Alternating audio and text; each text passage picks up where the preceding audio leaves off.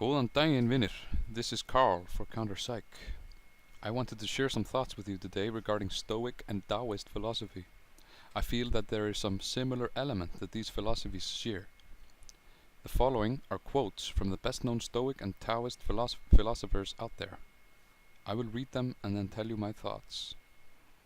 First, Marcus Aurelius on the nature of change.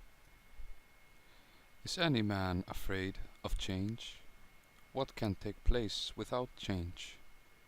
What then is more pleasing or more suitable to the universal nature? And can you take a hot bath unless the wood for the fire undergoes a change? And can you be nourished unless the food undergoes a change? And can anything else that is useful be accomplished without change? Do you not see then that for yourself also to change is just the same, and equally necessary for the universal nature? This quote needs no commentary. Another one. Remember, matter, how tiny your share of it. Time, how brief and fleeting your allotment of it. Fate, how small a role you play in it. This quote, I feel, needs to be restated to me on a regular basis, because I tend to get in over my head with the ideas that are floating in there. I tend to take things a little bit too seriously, not realizing that I am just a small fragment of this earth and universe, and that before long I will be gone from this earth. This may sound to some as distressing, but really, when you look at it in a certain way, it can be quite peaceful as well. Because you're not in control. You don't bear the ultimate responsibility for everything. You seem to be just along for the ride, and all you can do is do your best with the time that you were allotted. Now let's look at one quote after Lao Tse. Simplicity, patience, compassion. These three are your greatest treasures. Simple in action and thoughts, you return to the source of being.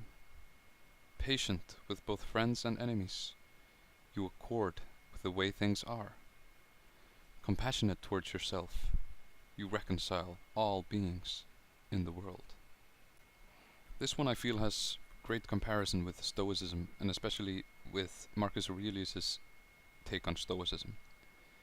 They stress the importance of accepting things as they are, working out from the point with which you are standing at right now, according with the way things are, compassionate towards yourself, patient, simplifying your actions, thoughts, and deeds.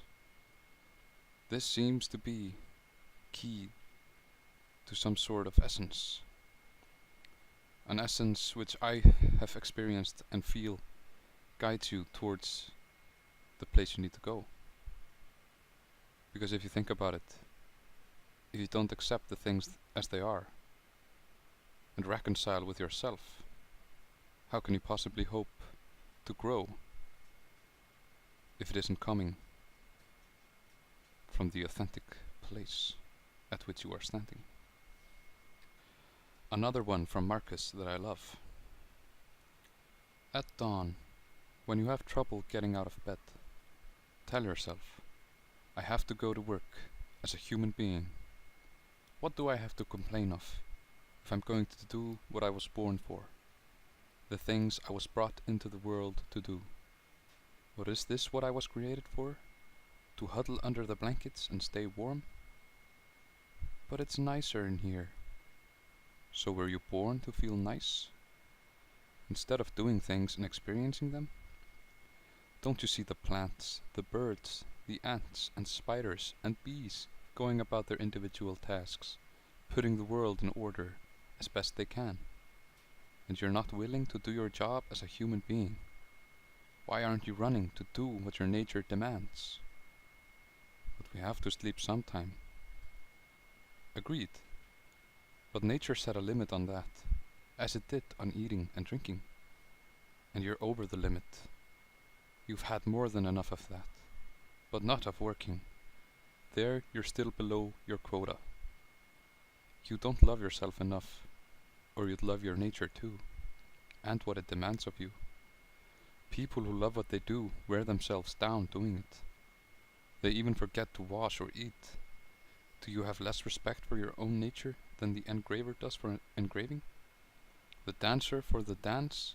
The miser for money, or the social climber for status? When they're really possessed by what they do, they'd rather stop eating and sleeping than give up practicing their arts. Is helping others less valuable to you?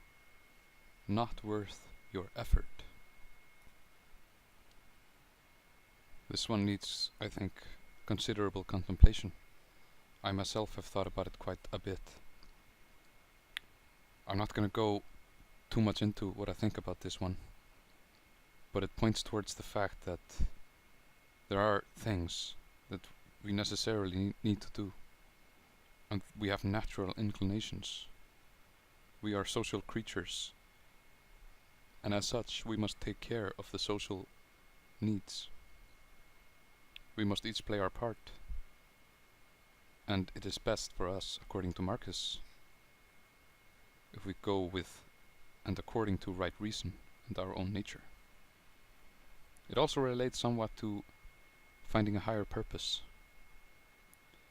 Higher as in some meaningfulness for your life.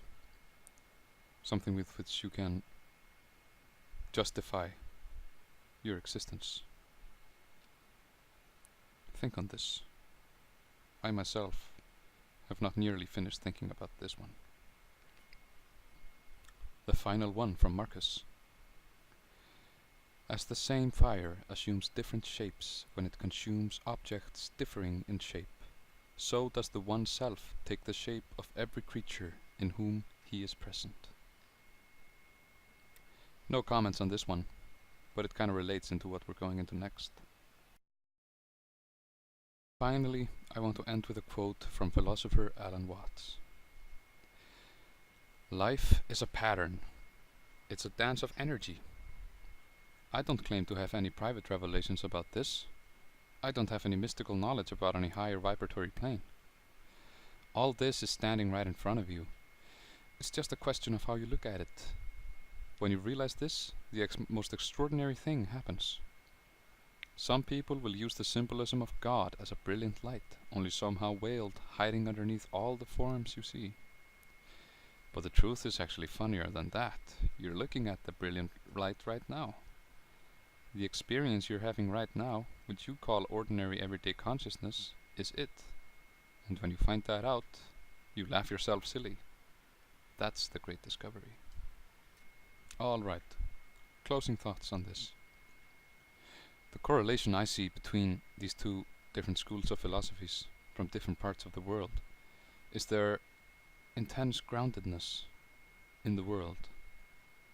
They share an intimate connection with all that is, and they all stress the importance of presence and staying in the now, accepting things as they are, appreciating, showing gratitude. But there's also a deeper metaphysical thing that they seem to share. The Stoics constantly talk about nature, and they look at her as a prime mover. Her or it, whichever way you prefer. Nature.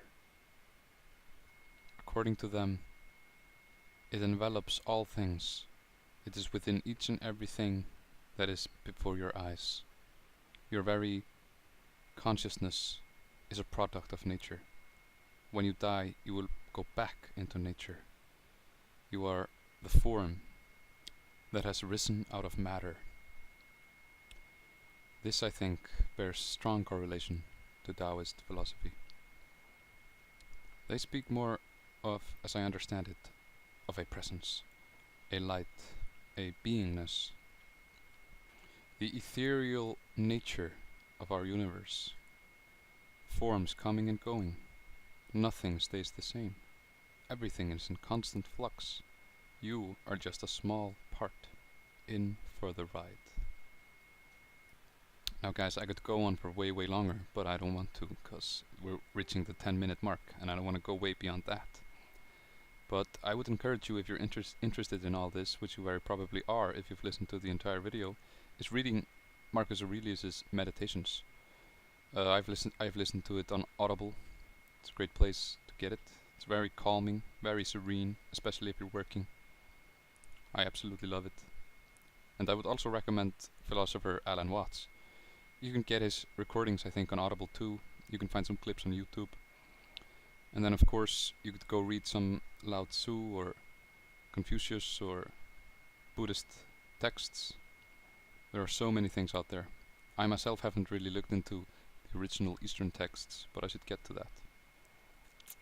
I really want to hear your perspective on all this. Have you ever thought about this? Do you have something to add? Any comments? Any objections?